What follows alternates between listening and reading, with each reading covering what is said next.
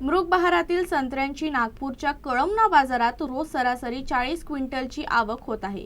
दरम्यान मागणी आणि उपलब्धता यामध्ये मोठी दरी निर्माण झाली आहे। परिणामी चांगल्या प्रतीच्या संत्र्यांना 72,000 रुपये आणि सामान्य दर्जाच्या संत्र्यांना 52,000 रुपये प्रति टन असा दर मिळत आहे।